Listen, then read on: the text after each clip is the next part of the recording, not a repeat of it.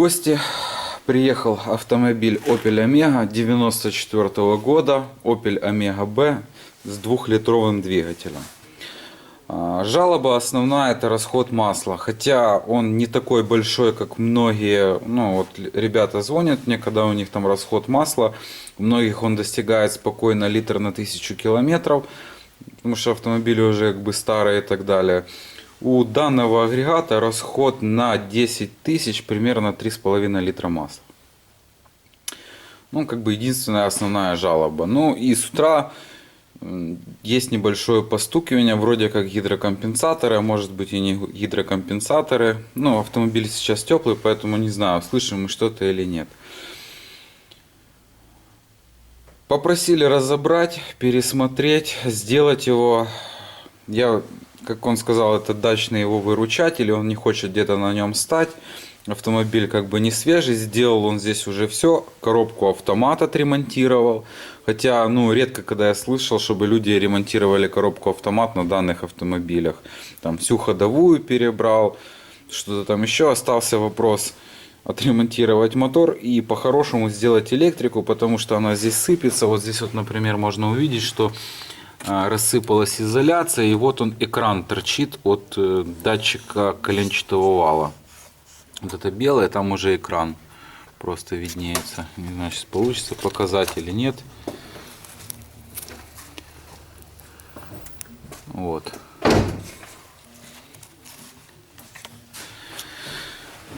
Запускай.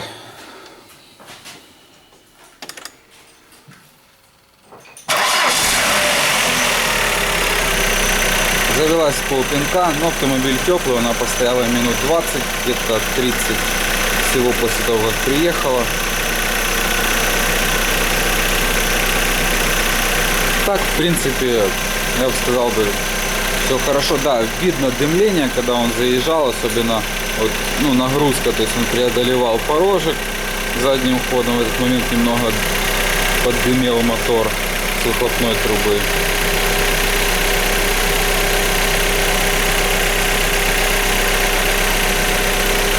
Стоит новый натяжитель полностью на ремень. Ремень, видно, достаточно свежий стоит. Все, в принципе, мне больше особо сказать нечего. Надо его доставать, разбирать, пересматривать, да и все.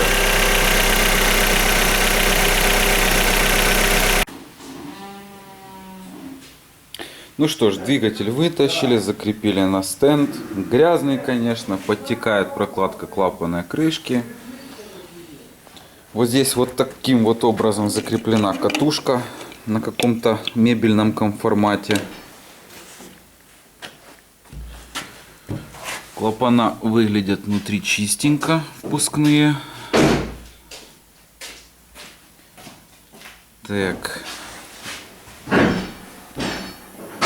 Здесь, в принципе, ничего нового. А вот здесь вот у нас примерно вот такое вот состояние. Там просто все залито маслом. Вообще, текущая прокладка клапанной крышки — это бич просто этого мотора. Фактически побороть ее это достаточно сложно. Это просто либо вклеить ее на герметик, либо купить алюминиевую клапанную крышку, которая там производство Китай, продается там на OLX.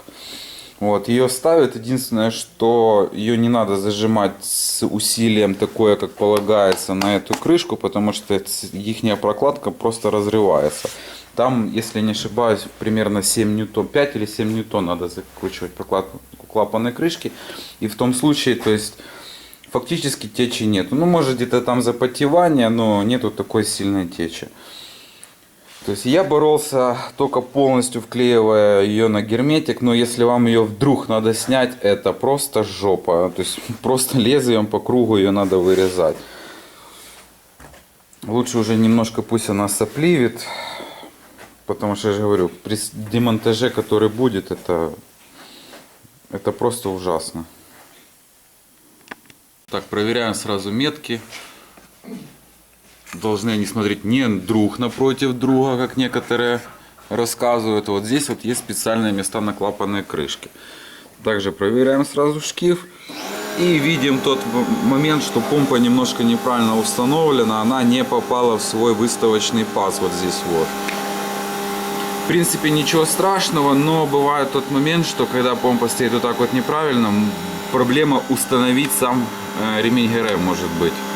То есть он как в преднатяге, тяжело его натянуть. И бывает, что если вот так вот стоит помпа, то есть ты какой-то, например, ролик натяжной полностью снял, а отдел ремень, и потом подталкиваешь ролик, закручиваешь его на свое место. Это вам не езда на газу. Автомобиль эксплуатировался сугубо на бензине. Достаточно грязный. Масло, возможно, было не всегда хорошего качества. Это все дело, конечно, придется отмывать. Представляю, что там внутри гидрокомпенсаторов. Обозначение крышек идет вот здесь вот, допустим, так, вот 1, 3, 4, 5. А вот двойки, где она тут, нету. Почему? Потому что она находится с этой стороны. По всей видимости, кто-то когда-то что-то делал и крышку перевернул другой стороной. Я ее еще не поднимал, надеюсь, там все нормально и хорошо, что она все-таки так ездила. Будем надеяться, что не повредила посадочное место, шейку и так далее. Кто-то при сборке был очень невнимательный. Ну что ж, стучат не только корейцы поршнями. Пошатай-ка. В принципе, так все цилиндры. Третий, второй и остальные. Здесь чуть-чуть меньше. Вот второй. Вот. Сначала у тебя лучше получилось. О. Ну, ладно, не столь важно. Четвертый цилиндр, видно, что попадал антифриз когда-то. Плохая герметичность. Ну, прокладка держала. Здесь менялась когда-то прокладка, фрезеровалась головка. Но вот в этой части прижим был чуть хуже. Скорее всего, у этих моторов болячка, у них вот эта часть блока вот сюда вот просаживается, проваливается. Можно посмотреть на хон. Блин, как его продемонстрировать-то? О, в цилиндре. Вроде как он достаточно неплохой. Но выработка в цилиндре существенная. С этой стороны, если трогать, вот видно вот эту вот белую часть. И вот здесь вот вверху очень такая серьезная ступенька.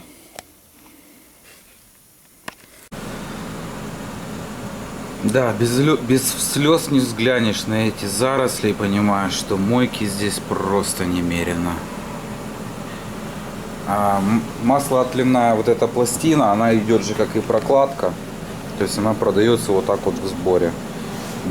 Это не отдельная часть. Приклеена.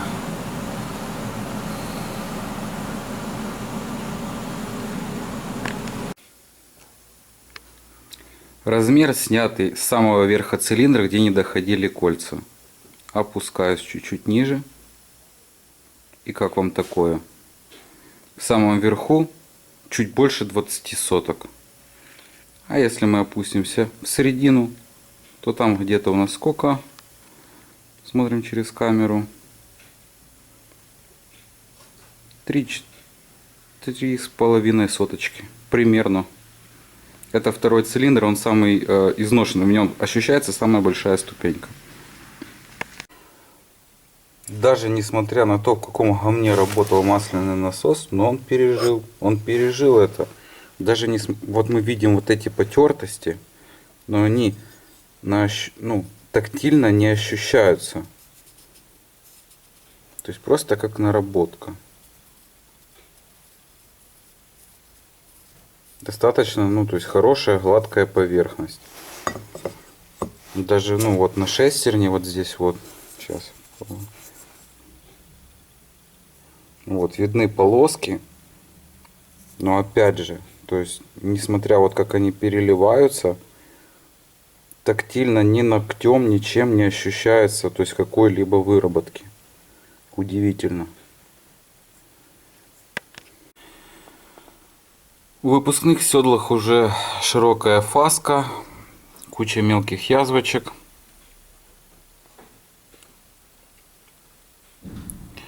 Клапана примерно вот в таком вот состоянии.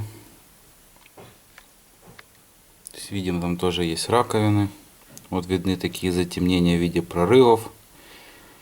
Впуск довольно-таки относительно неплохо. И седла тоже, в принципе, неплохие. Ну, немножко необходимо было бы заузить саму фаску, совсем немного. А так, ну, достойно, достойно. Но видно, что она уже ремонтировалась, седла подрезались.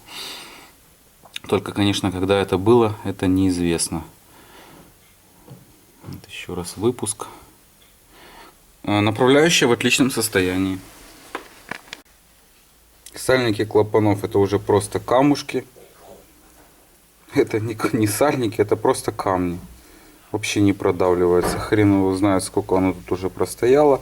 Но некоторые сальники снялись очень легко. Ну, очень прямо. Да, кстати, интересно, еще вот такой вот везде налет на выпускных клапанах.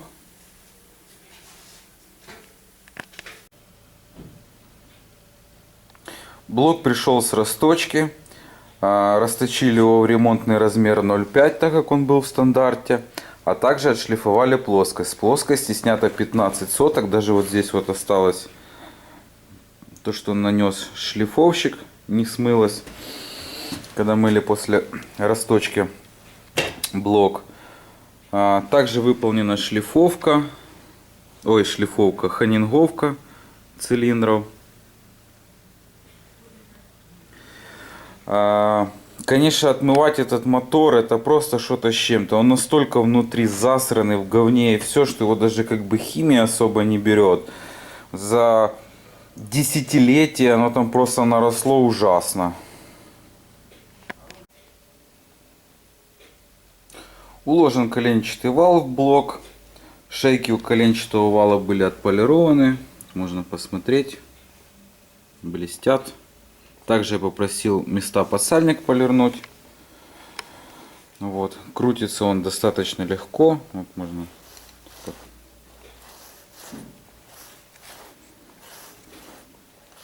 По своим параметрам коленвал в хорошем состоянии.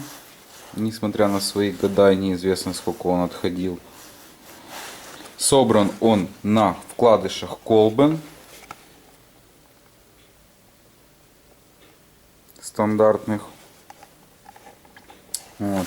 Можно было, конечно, там и глюко был и так далее, но как бы, честно говорю, скажу, самый любимый, наверное, производитель — это Колбен. Да и цена хорошая на них была. Поршни были куплены Колбен. Вот они, новые поршни, это с 3-го цилиндра. В отличие от заводского варианта, здесь еще сделан сброс в районе поршневого пальца маслом. В заводском варианте, кстати, с завода идет мале, идут только 2 вот таких вот сверления, больше ничего как бы нет. Также будут установлены вкладыши Колбен. Номер поршней. Кстати, кто обратит внимание, размер 86,5. Как на G4 KD ремонтный поршень. Вот такие бы кольца на G4 KD. Эх, жалко тело. Поршня не хватает расточить под такие маслосъемные кольца-то. Да, кстати, нам повезло с этими поршнями, так как оставалось 4 штуки в одном магазине другого города, если мне не изменяет память, в Днепре. И нам отдали достаточно по низкой цене эти поршни, так как ребята прекращают заниматься моторкой. Вот, они уходят от этой темы, переключаясь на другой, и устроили, можно так сказать, распродажу своих остатков, что касается моторной темы, особенно того, что мало именно осталось. Обязательно проверяем замок в поршневом кольце. Вот первое компрессионное кольцо у нас, значит, на одном цилиндре 0,38 зазор, На остальных 0,39, 0,40 примерно, потому что есть где-то, где 0,38 проходит, ну вот, например, вот здесь вот проходит с таким легеньким натягом 0,38, а вот здесь вот он проходит свободно, но 0,4 уже, то есть не лезет, то есть где-то 0,39. Не, ну конечно засунуть-то можно, но мы не будем же его насиловать. А по первому-второму цилиндру у нас зазор по первому компрессионному кольцу 0,4. Обязательно лучше снять их, перепроверить, потому что уже были случаи, когда зазора, допустим, не было совсем. Второе компрессионное кольцо по одному цилиндру имеет зазор 0,45, по остальным 0,48.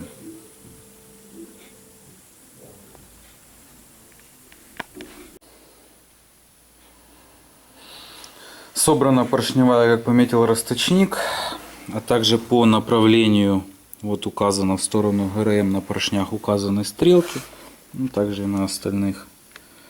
И хочу сразу отметить тот момент, потому что мне неоднократно, ну, несколько раз звонили люди, у них был собранный блок, именно X20 XL, и у них был недоход поршня. И они спрашивали, нормально ли это. Вот, недохода нету.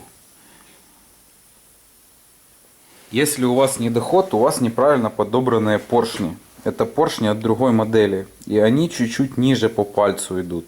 Там как раз, по-моему, на те 2 миллиметра, у которых недоход был у людей.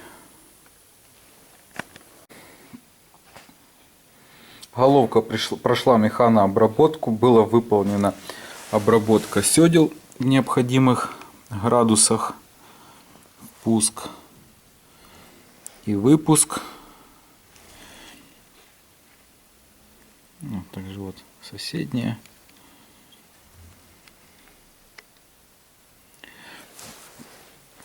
Также головка прошла шлифовку. С головки снято 2 десятки. Вот, кстати, осталась надпись, не отмылась полностью. Ну, в принципе, хотя мне головка казалась ровной, но когда ребята ее откатали индикатором, у нее был прогиб вот здесь по центру. И еще как типа ямы были в районе типа как окольцовки. Ну, пришлось отшлифовать ее. Да, клапана. Впускные у нас сейчас вот в таком состоянии. Ну.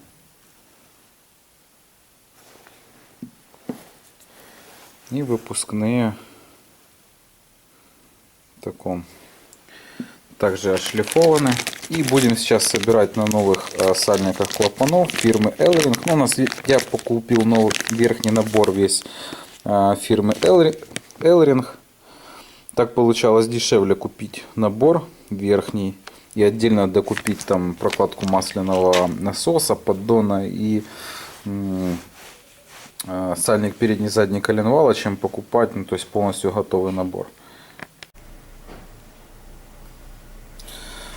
Прокладка под головку у нас будет использована Elring.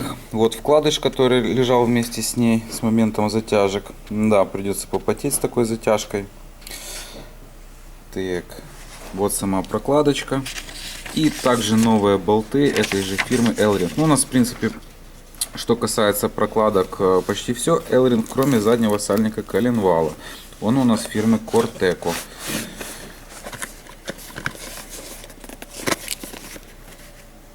Вот. Сейчас будем устанавливать головку.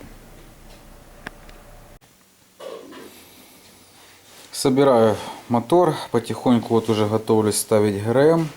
И что хотелось бы сказать. Значит, я показывал то, что бугель был перевернутый. Я решил его оставить так же, как он и был. Дело в том, что я не знаю, по какой причине перевернули бугель. Но вполне вероятен тот момент, что, возможно, ремонтировалась постель. Возможно, даже это бугель не от этой головки. И когда его растачивали, то есть неправильно установили бугель. И теперь он расточен вот так вот. Автомобиль работал, проехал, то есть 1040 точно, как хозяин его приобрел. При нем туда никто не лазил. Ну, значит, и я пометил, соответственно, направление каждого бугеля, чтобы оставить так, как оно и было. А также неоднократно акцентирую внимание на то, что собираю я всегда со спущенными гидрокомпенсаторами. Вот здесь там хорошо видно, что прожимается. Вот. Чтобы при запуске выбрала нужный зазор клапана. Ну и при установке распредвалов, то снизить их нагрузку. Для того, чтобы установить маслоприемник, необходимо сначала положить прокладку поддона, так как он идет как бы над вот этой вот прокладкой, она имеет свою форму. Я вообще изначально думал, что это двигатель не от этого автомобиля стоит. Потому что на Омеге такого формата поддона я никогда не видел. Но оказалось, что в 94-м и по первые месяцы 95-го стоял именно вот такой вот поддон, для которого применялась именно вот такая вот прокладка. Не знаю, может быть еще на Opel Vectra она подходит, но как-то она в продаже не очень распространена, к сожалению. Установлен маслоприемник, лежит прокладка под поддон, а также обязательно заливаем масло, прокачиваем до тех пор, пока у нас здесь не появится масло, где устанавливается фильтр. Все, теперь можно закрывать поддон. Так, ремень ГРМ у нас остался старый, так как хозяин сказал, что менял его примерно 15 тысяч назад, поэтому попросил его оставить, мы его оставили. Ремень и ролики, помпа новая, он ее привез сразу вместе с машиной, установлена, как видим, в своем пазу. Так, насиловать болты не надо. Тут всего, вот, например, 20 ньютон затягивается. Не рвите резьбу, закручивается в алюминий. Также по меточкам. Значит, надеюсь, вот хорошо видно. Это я сделал метки самостоятельно, потому что хозяин привез еще клапанную крышку алюминиевую. И она не от этого автомобиля. Она то ли от лачети, то ли от чего. Ну, короче, на ней нету от чего базироваться распредвалам. Поэтому я выставил сначала ремень по старой крышке. Поставил, накинул новую. Отчертил, ну, то есть маркером. И сделал маленькие надпилы болгаркой, чтобы если маркер сотрется, то было почем выставляться. То есть меточки у нас раз, два. Также метка коленвала вот и вот. Все.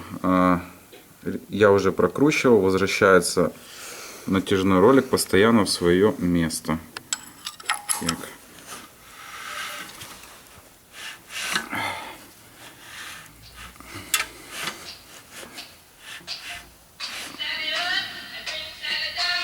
Так.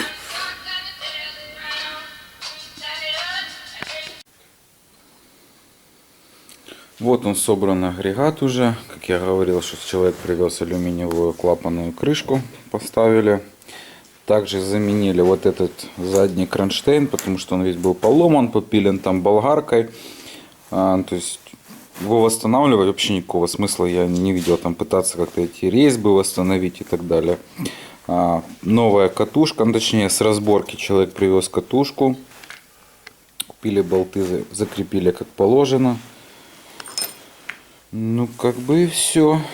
Теперь отправляется под капот.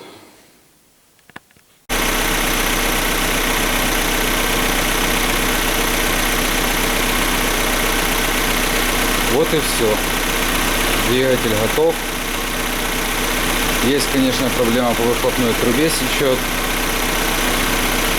Так, по мотору все хорошо. Иногда, правда, простукивает гидрокомпенсатор, но я так думаю, что этот эффект пройдет. Это часто бывает после ремонта.